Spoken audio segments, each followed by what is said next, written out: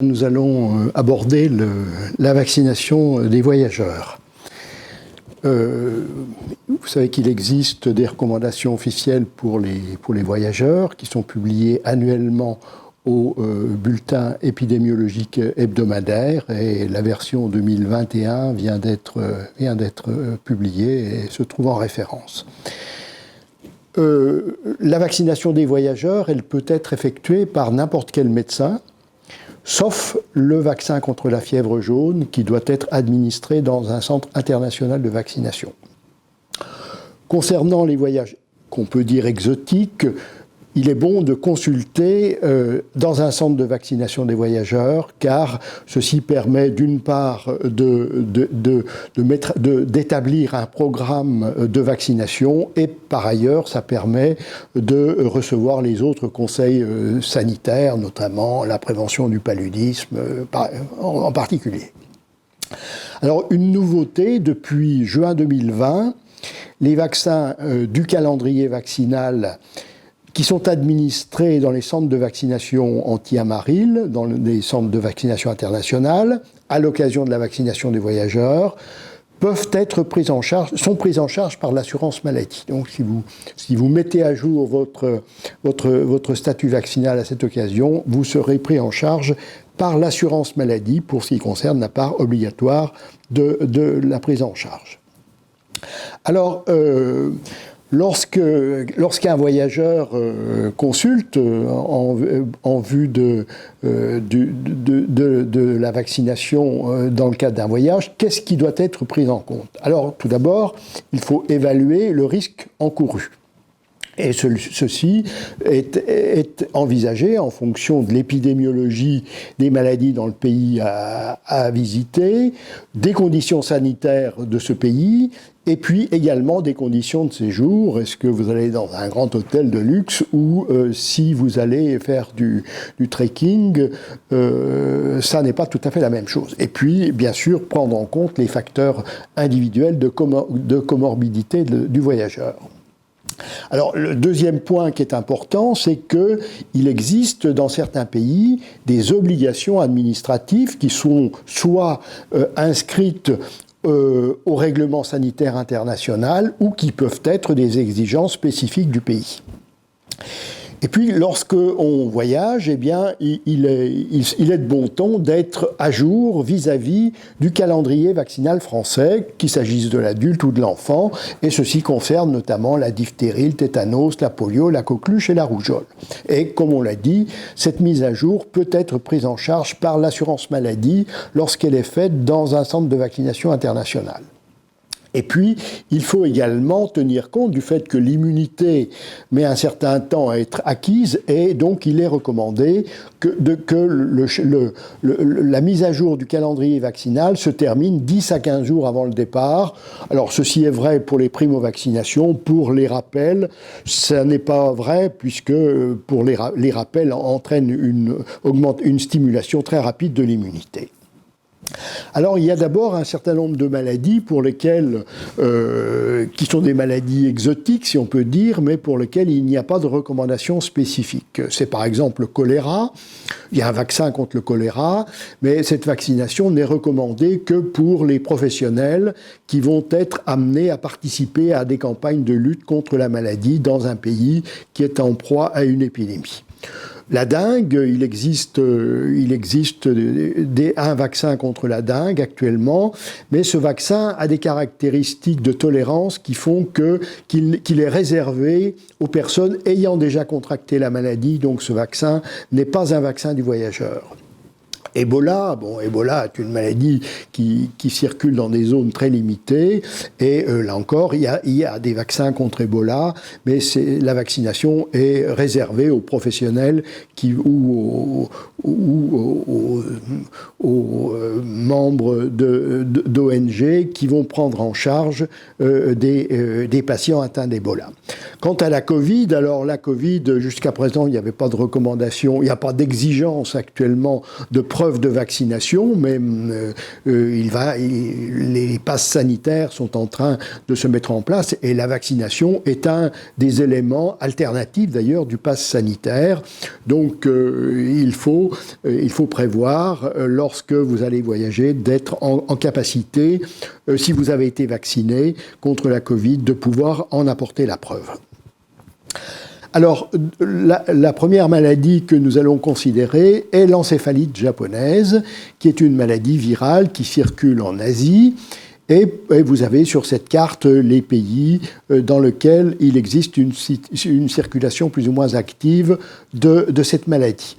Alors, la vaccination contre l'encéphalite japonaise est recommandée pour les voyages dans ces pays à partir de l'âge de 2 mois et pour les personnes qui voyagent, quelle que soit la durée, dans un pays où il existe une circulation active de la maladie, et notamment dans les zones qui pratiquent l'irrigation, là où il y a des rizières, et également à proximité des élevages de porcs. Cette vaccination est bien sûr également recommandée pour les expatriés dans une zone de transmission. Alors, il existe contre cette maladie un vaccin inactivé qui s'appelle le vaccin IXIARO.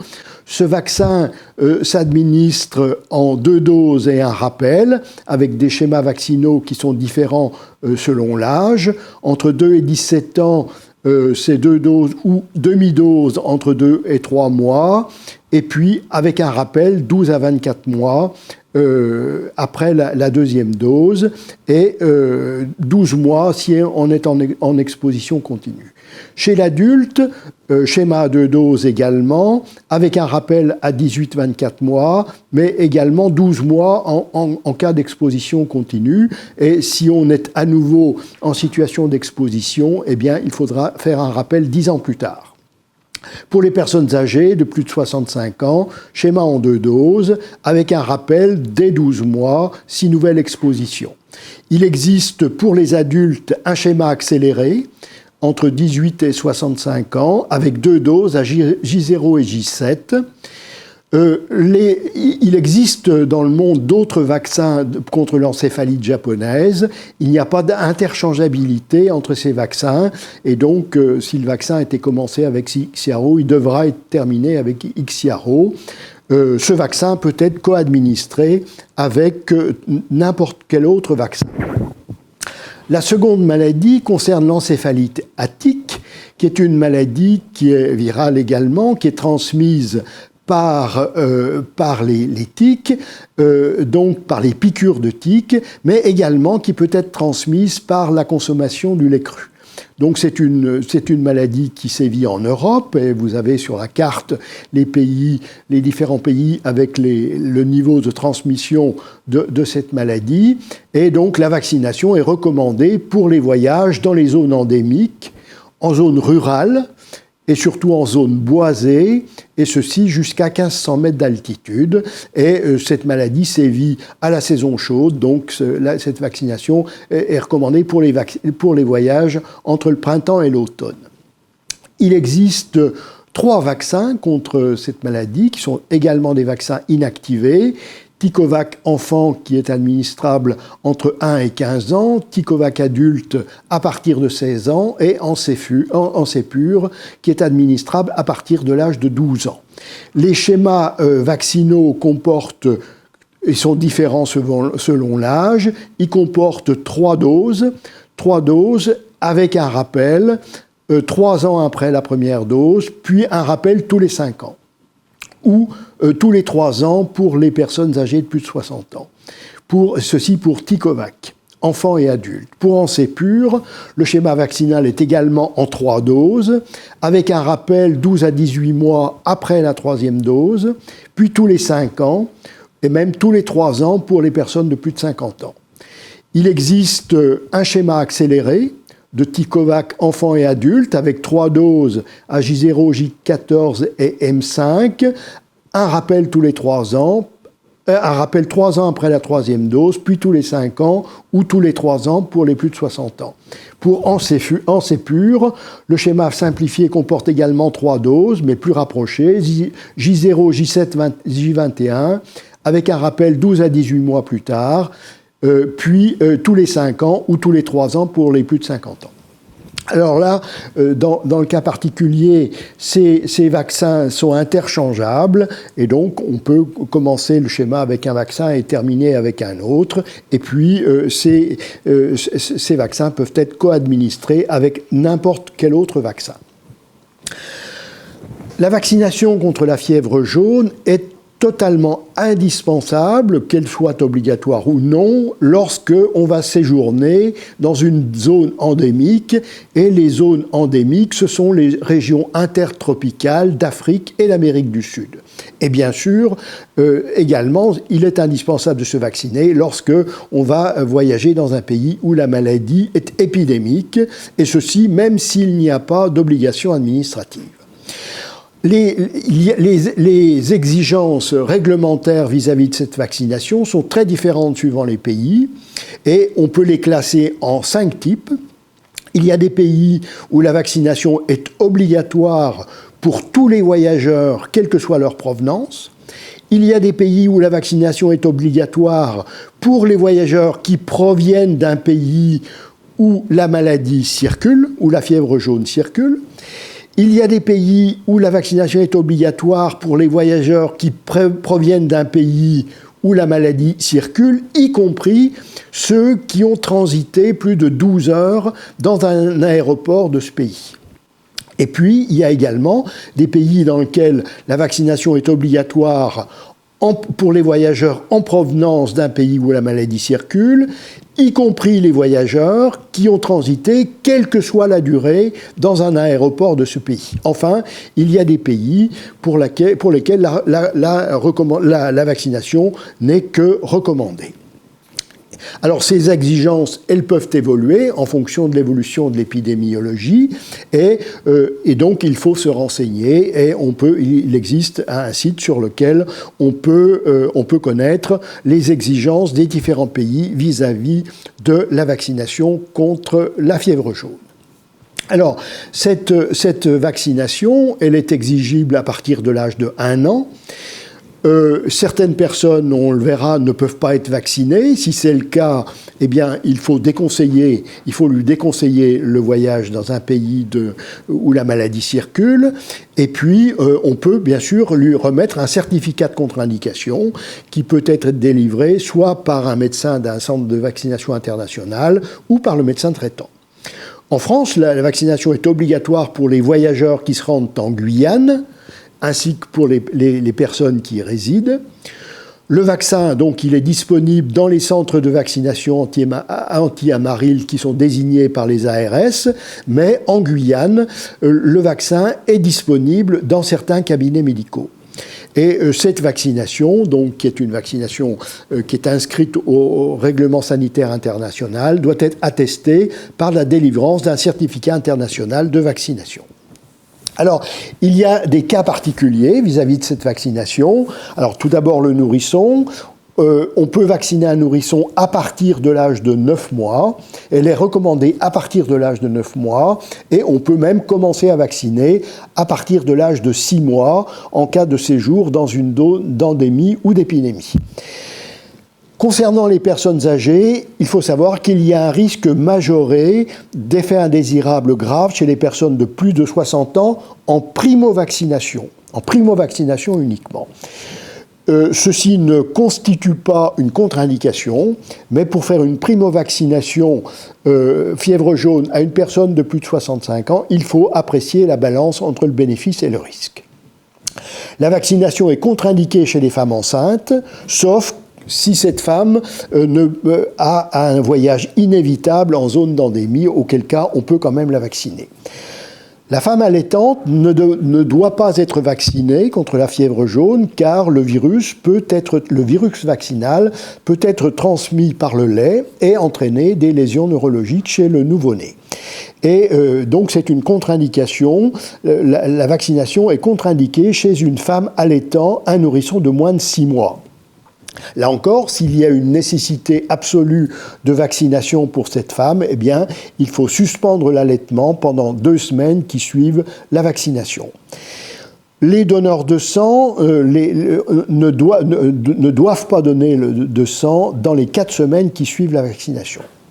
Alors, il y a maintenant des contre-indications qui sont liées à des comorbidités. Il y a d'abord les personnes qui ont un dysfonctionnement thymique, qui ont une thymectomie ou qui ont une myasthénie ou qui présentent un thymome. Eh bien, chez ces personnes, la vaccination peut entraîner des complications mortelles et donc ces personnes font l'objet d'une contre-indication définitive. Les drépanocytaires retournent souvent en Afrique, dans le pays, et donc ces drépanocytaires, ils peuvent être traités par de l'hydroxycarbamide, qui est un antimétabolite, qui a donc un effet immunodépresseur, mais peu important, de sorte qu'on admet que les personnes qui reçoivent donc ce traitement par hydréa ou cyclose peuvent être quand même vaccinées contre la fièvre jaune. Il y a également des contre-indications chez les immunodéprimés. Globalement, cette vaccination est contre-indiquée chez les immunodéprimés, sauf chez les VIH. Les VIH qui ont un taux de CD4 qui est suffisant, eh bien, peuvent être vaccinés. Les personnes qui doivent être transplantées, il faut les vacciner avant la transplantation, parce qu'après, ils auront une contre-indication définitive. Les greffés de cellules souches ont une contre-indication pendant au moins 2 ans après la greffe et au moins autant qu'ils reçoivent un traitement immunosuppresseur. Et puis, il y a tout le problème des traitements immunosuppresseurs, les biothérapies, la corticothérapie. Eh bien, il faut, si possible, vacciner avant, car ces traitements représentent une contre-indication, notamment la corticothérapie à dose immunosuppressive. Enfin, les déficits immunitaires ont une contre-indication définitive, sauf les déficits isolés en IgA. Alors, vis-à-vis de cette maladie, donc, on dispose d'un vaccin qui s'appelle le Stamaril, qui est un vaccin vivant atténué, donc indiqué à partir de l'âge de 9 mois, possible à partir de 6 mois. La vaccination comporte une dose qui doit être administrée au moins 10 jours avant le départ et selon le règlement sanitaire international, désormais, une seule dose suffit à vie. Cependant, il est quand même recommandé de faire une seconde dose pour les enfants qui ont été vaccinés avant l'âge de 2 ans et dont on sait qu'ils répondent moins bien. Et donc, il est recommandé de leur faire une deuxième dose à partir de l'âge de 6 ans. D'autre part, il est recommandé de refaire une deuxième dose si sa vaccination date de plus de 10 ans, alors qu'on est une femme qui a été vaccinée en cours de grossesse. La réponse également est moins bonne. Alors qu'on était immunodéprimé, on a vu que certains immunodéprimés peuvent quand même être vaccinés, mais ils ont une réponse vaccinale qui est plus faible, et donc il est recommandé de leur refaire une dose. Et également, si vous vous rendez dans un pays où il y a une épidémie de fièvre jaune, alors que votre vaccination date de plus de 10 ans, vous avez tout intérêt à refaire une dose de vaccin. Alors, concernant la co-administration, la plupart des vaccins peuvent être administrés. Il y a une petite restriction pour le vaccin ROR, où on recommande d'éviter une co-administration, sauf et de maintenir un délai de 1 mois entre la fièvre jaune et le ROR, mais en cas de départ imminent en zone endémique, eh bien, on peut faire à n'importe quel intervalle, y compris faire une co-administration. Autre maladie à prévention vaccinale, la typhoïde. La vaccination contre la typhoïde est recommandée pour les voyageurs qui doivent effectuer un séjour prolongé de plus de 1 mois ou dans de mauvaises conditions dans des pays où le niveau d'hygiène est faible et la maladie endémique, et c'est particulièrement le cas dans le sous-continent indien et dans l'Asie du Sud-Est. Ce vaccin procure une protection modérée de 50 à 65%, et donc la vaccination ne dispense pas de prendre des mesures de précaution vis-à-vis de l'eau et des aliments. Alors, il existe plusieurs vaccins contre la typhoïde. Un vaccin inactivé, qui est le Typhim VI, un vaccin combiné typhoïde hépatite A qui est le Tiavax, et il existe également un vaccin vivant atténué qui s'appelle le Vivotif, mais ce vaccin n'est pas actuellement disponible en France. Le schéma vaccinal on peut être vacciné à partir de l'âge de 2 ans, et ce schéma comporte une dose 15 jours avant le départ, et on admet que la durée de protection est de 3 ans. Ce vaccin peut être co-administré avec d'autres vaccins. La vaccination contre la grippe est recommandée pour les personnes qui sont ciblées par les recommandations du calendrier vaccinal, c'est-à-dire et qui vont participer à un voyage en groupe ou en bateau de croisière. Cette vaccination est également recommandée à titre professionnel au personnel naviguant des bateaux de croisière et des avions, ainsi que les guides qui accompagnent les groupes de voyageurs et les accompagnateurs de voyage. Vous savez qu'il existe un vaccin contre l'hémisphère nord et un vaccin contre l'hémisphère sud.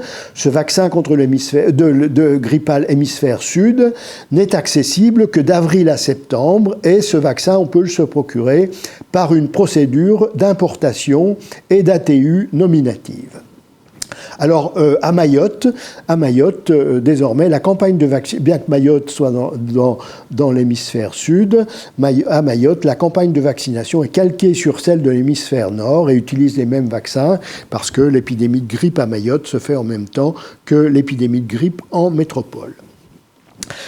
La vaccination contre l'hépatite A est recommandée à partir de l'âge de 1 an pour tous les voyageurs qui doivent séjourner dans un pays où le niveau d'hygiène est faible, et ceci quelles que soient les conditions de séjour. Et cette vaccination, elle est particulièrement recommandée chez les personnes qui souffrent d'une maladie chronique du foie ou de mucoviscidose. Il est recommandé de faire une sérologie préalable avec une recherche d'IgG pour les personnes qui sont susceptibles d'avoir déjà eu la maladie et donc qui n'ont pas besoin d'être vaccinées. C'est le cas pour les personnes qui ont des antécédents d'ictère, c'est le cas pour les personnes qui ont séjourné pendant leur enfance en zone d'endémie, ou pour les personnes qui sont nées avant 1945, où la circulation du virus de l'hépatite A était intense en France. Alors cette vaccination utilise des vaccins inactivés et il est recommandé de faire une dose 15 jours avant le départ. La deuxième dose, qui sert à la protection au long cours, doit être administrée au moins 6 mois après la première, avec des intervalles qui sont différents selon les vaccins. Il existe des vaccins monovalents pédiatriques, la Vaccine 80 et l'Avrix 720. Il existe des vaccins monovalents adultes qui sont utilisables au-delà de 16 ans, qui sont la Vaccine 160 et l'Avrix 1440. Et après l'âge de 18 ans, on peut utiliser le Vacta. Il existe également des vaccins combinés qui sont utilisables chez l'adulte après l'âge de 16 ans. Et ces vaccins, c'est le Tiavax avec typhoïde hépatite A et Twinrix adulte qui combinent hépatite A et hépatite B. Les vaccins contre l'hépatite A peuvent être co-administrés avec n'importe quel autre vaccin. Voyons maintenant la vaccination contre l'hépatite B, en soulignant qu'une consultation de voyageurs peut être l'opportunité d'identifier des personnes qui sont à risque d'hépatite B et de leur proposer une vaccination après la réalisation d'un test de dépistage. En effet, chez l'adulte, il est recommandé, et surtout si on est à risque, eh bien, il est recommandé, avant d'entreprendre cette vaccination, de vérifier que la personne n'a pas déjà été infectée, donc de faire des sérologies pour déterminer le statut vis-à-vis de l'hépatite B. Cette vaccination, elle peut être faite dès la naissance, pour les enfants donc, qui vont naître dans un pays ou qui vont séjourner dans un pays de haute ou de moyenne prévalence de l'hépatite B. Et donc, pour les vaccins, il existe plusieurs types de vaccins. Pour les enfants, l'Angérix B10 et l'HB-Vax Pro 5 microgrammes. Pour l'adolescent et l'adulte, à partir de 16 ans, l'Angérix B20 ou l'HB-Vax Pro 10 microgrammes. Et donc, il existe un vaccin combiné hépatite A, hépatite B chez l'adulte, qui est le Twinrix adulte. La vaccination contre l'hépatite B est recommandée pour les séjours fréquents ou prolongés dans les pays à forte ou moyenne prévalence, et vous les avez sur cette carte, donc dans les pays de moyenne prévalence ou de haute prévalence du portage chronique du virus de l'hépatite B. Alors, quels sont les schémas vaccinaux? Le schéma classique que vous le connaissez, c'est 2 doses à M0 et M1 et un rappel entre M6 et M12. Pour l'adolescent, on peut utiliser, c'est-à-dire entre 11 et 15 ans révolus, on peut soit utiliser le schéma classique, soit utiliser un schéma simplifié à 2 doses en utilisant l'Angérix B20 administré à M0 et M6. Ce schéma accéléré, simplifié, ne peut être utilisé que si on est sûr qu'il n'y a pas de risque de contamination entre les 2 doses, et notamment, ça veut dire que ce schéma simplifié devra être administré, les 2 doses devront être administrées avant le départ, donc dans une zone d'endémie. Il existe également un schéma accéléré adulte, et ce schéma peut être utilisé en cas de départ imminent ou en cas de risque élevé. Ce schéma comporte 3 doses administrées à J0, J7 et J21, avec la nécessité d'un rappel 1 an plus tard. Les vaccins contre l'hépatite B peuvent être co-administrés avec tous les vaccins. Venons-en maintenant aux infections invasives à méningocoques. La vaccination contre les méningocoques est indiquée pour les personnes qui vont se rendre dans une zone d'endémie à méningocoque, à CYW, et notamment dans ce que l'on appelle la ceinture de la méningite en Afrique, et ceci particulièrement pour les voyages au moment de la saison sèche et lorsqu'on va être en contact étroit avec la population locale ou également dans toute zone où sévit une épidémie. Cette vaccination est également recommandée pour les personnels de santé ou les personnels humanitaires qui vont travailler auprès de réfugiés dans une zone d'endémie, quelle que soit la saison. Et puis, pour les pèlerinages de la Mecque, la vaccination contre le méningocoque et ACYW est obligatoire pour obtenir un visa pour l'Arabie Saoudite. Cette vaccination est valide pour 5 ans pour les vaccins tétravalents conjugués ou 3 ans pour les vaccins non conjugués. Et cette vaccination, qui fait partie, donc qui est inscrite au règlement sanitaire international, doit être inscrite sur le carnet de vaccination international. Alors, quels sont les vaccins utilisables? Il existe tout d'abord donc des vaccins tétravalents, ACYW, ce sont les vaccins qui doivent être utilisés. Et il y a le Nimenrix qui peut être utilisé dès l'âge de 6 semaines. Il y a le Menveo qui peut être utilisé uniquement à partir de l'âge de 2 ans. Et nous aurons bientôt un autre vaccin, le vaccin Menquatfi, qui pour l'instant a une AMM à partir de l'âge de 12 mois. Alors, quels sont les schémas vaccinaux? Pour les nourrissons de 6 semaines à 5 mois, c'est 2 doses de Nimenrix espacées de 2 mois et un rappel à 12 mois. Pour les nourrissons de 6 à 11 mois, une seule dose de Nimenrix avec un rappel à 12 mois. Pour les enfants de 12 à 23 mois révolus, Nimenrix ou Menquatfi, une seule dose. Pour les personnes âgées de plus de 2 ans ou plus, n'importe lequel des 3 vaccins avec une seule dose. On ne sait pas actuellement la durée de protection et donc on ne sait pas si des rappels sont nécessaires. Ces vaccins sont partiellement interchangeables. Le vaccin Nimenrix ou les vaccins Nimenrix ou Menveo peuvent être administrés en rappel aux personnes qui ont déjà reçu un vaccin méningococcique, qu'il soit conjugué ou non. Et en cas de vaccination avec un vaccin méningo-C conjugué, on peut faire un vaccin quadrivalent ACYW 1 mois après le vaccin MEN-C. Qu'en est-il de la poliomyélite? Actuellement, l'OMS considère encore que le risque de propagation internationale des virus polio constitue une urgence de santé publique de portée internationale. Alors, quelle est la situation de la polio? Il y a des pays où circulent les virus sauvages. Alors, les virus sauvages, vous savez qu'il y a 3 virus polio, 1, 2 et 3. En fait, les virus polio 2 et 3 sont désormais éliminés et donc seul circule le virus polio 1. L'Afrique a éliminé la polio sauvage et actuellement, le virus polio 1 continue à circuler uniquement dans 2 pays qui sont le Pakistan et l'Afghanistan. Et actuellement, on assiste à une recrudescence de la circulation de la polio dans ces 2 pays. Alors, en dehors des virus polio sauvages, circulent des virus polio dérivés des virus vaccinaux. Alors, il y a de type 1, il n'y en a pas beaucoup, il y en a en Malaisie, aux Philippines et au Yémen, mais surtout, ce sont les virus polio dérivés des virus vaccinaux de type 2, avec une liste importante de pays où ça circule, essentiellement en Afrique, mais également en Asie. Et donc, vous avez la liste de ces pays qui est mise à jour de manière régulière parce que l'épidémiologie change à tout moment. Alors, quelles sont les recommandations officielles vis-à-vis de la polio?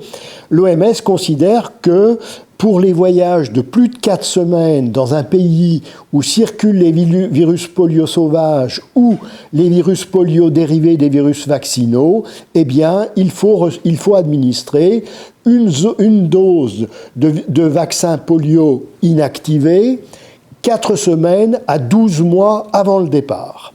Si le départ se fait en urgence, eh bien, on peut quand même administrer le vaccin, même si c'est moins de 4 semaines avant le départ.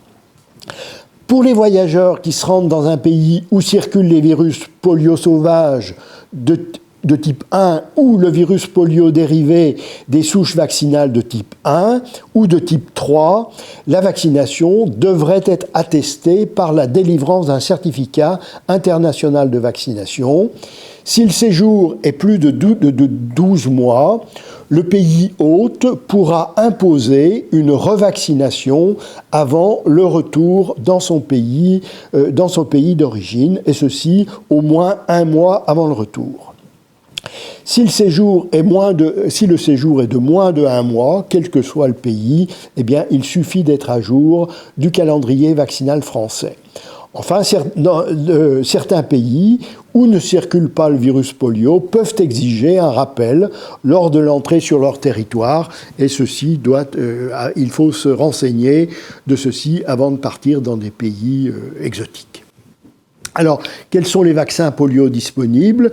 Il n'y a pas en France et en Europe de vaccin polio vivant oral. Tous les vaccins sont des vaccins trivalents qui comportent donc les sérotypes 1, 2 et 3.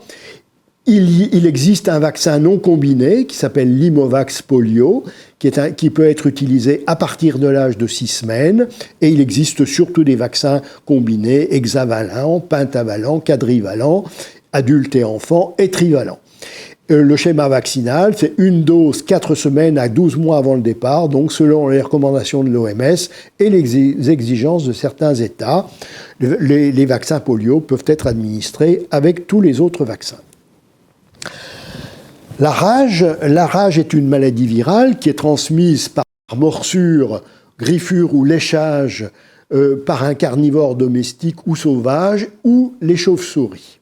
Mais il faut savoir que 99% des décès humains de rage sont liés à une contamination par un chien domestique. Et vous avez donc sur cette carte les pays où, avec les différents niveaux de circulation de la rage.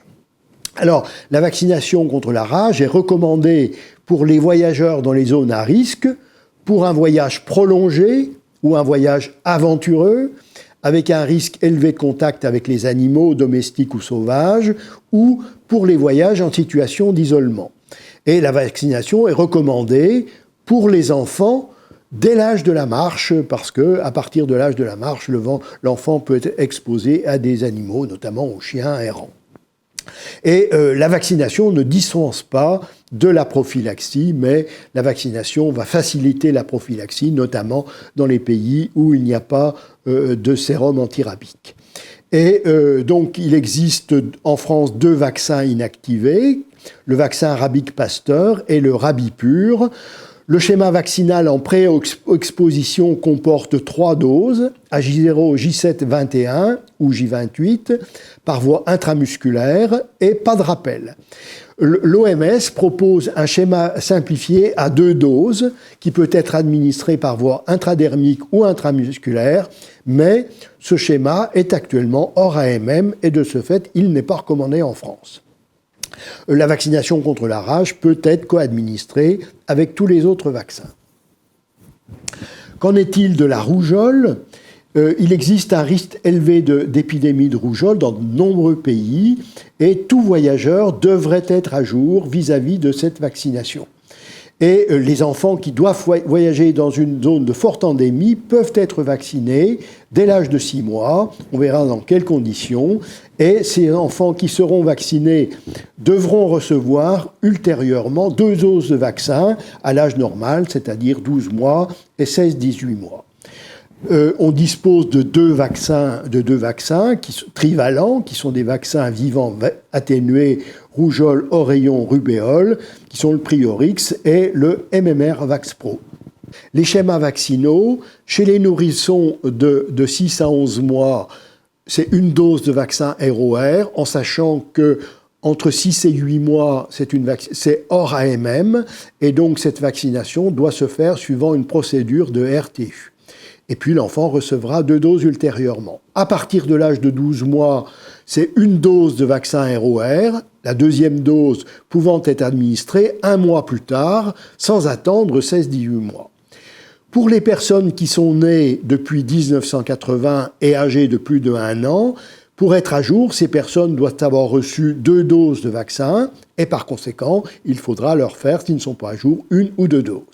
Et puis, pour les personnes qui sont nées avant 1980, qui ne sont pas immunisées, donc qui n'ont eu ni la maladie ni le vaccin, et qui vont voyager dans une zone à forte zone d'endémie, la vaccination comporte 1 dose de ROR. Cette vaccination est contre-indiquée chez les immunodéprimés et chez les femmes enceintes. Le vaccin ROR peut être co-administré avec tous les vaccins, à l'exception de la fièvre jaune, pour lequel, on l'a dit, il faut, si possible, respecter un intervalle de 1 mois, mais en cas de départ imminent, on peut le faire n'importe quand. Enfin, la tuberculose.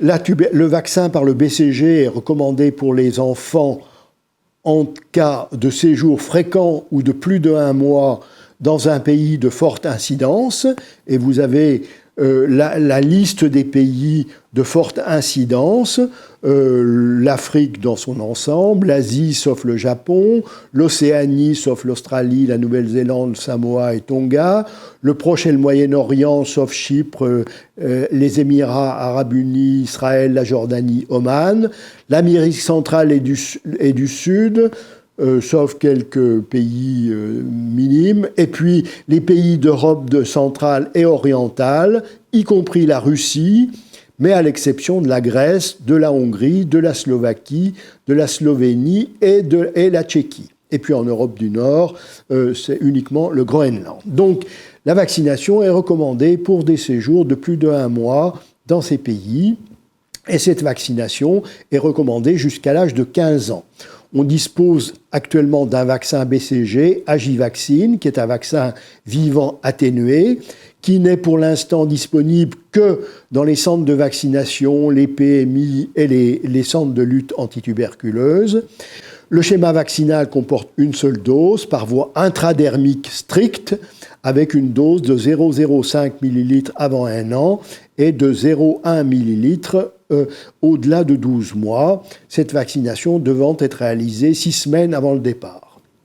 Il n'est pas utile de faire une IDR prévaccinale chez des enfants de moins de 6 ans, sauf s'ils ont séjourné plus de 1 mois dans un pays de forte incidence. La vaccination est contre-indiquée chez les immunodéprimés, notamment à titre définitif chez les personnes porteurs vivant avec le VIH. Et ce vaccin peut être co-administré sans intervalle avec tous les autres vaccins, y compris les vaccins vivants atténués viraux. Voilà, j'en ai terminé.